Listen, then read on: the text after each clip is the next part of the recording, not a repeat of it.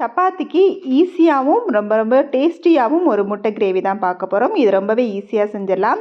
அதுக்கு ஒரு கடாயில் எண்ணெய் ஊற்றி கொஞ்சமாக சோம்பு கருவேப்பிலை போட்டு தாளித்து இஞ்சி பூண்டு பேஸ்ட்டு கொஞ்சமாக சேர்த்து நல்லா வதக்கி விட்டுட்டு அதுக்கப்புறம் பெரிய வெங்காயம் நீளவாக்கில் கட் பண்ணது 4 போட்டு நல்லா வதக்கி விட்டுட்டு அதுக்கப்புறமா ஒரு தக்காளி பழத்தை பொடிசாக கட் பண்ணி அதையும் சேர்த்து நல்லா வதக்கி விட்டுட்டு வதங்கினதுக்கப்புறமா தேவையான மசாலா ஆட் பண்ணிடலாம்.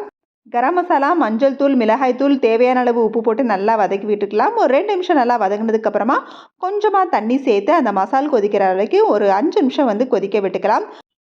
தண்ணி நல்லா வற்றினதுக்கப்புறமா இப்போ கொஞ்சமாக தான் தண்ணி இருக்குது. இப்போ இந்த ஸ்டேஜில் ஒரே ஒரு முட்டை தான். நான் 4 பெரிய வெங்காயம் தான் போட்டிருக்கேன். ஸோ அதுக்கு தகுந்த மாதிரி இந்த ஒரு முட்டை போட்டாலே போதும். முட்டை சேர்த்து மீடியம் ஃப்ளேமில் வச்சு நல்லா கலந்து விட்டுக்கலாம். ஒரு 5 நிமிஷம் போல் நல்லா கொதிக்க விட்டுட்டோம்னா நல்லா முட்டை வெந்து வந்துடும். லாஸ்ட்டாக மிளகுத்தூள் வேணும்னா சேர்த்து இறக்கிக்கலாம்.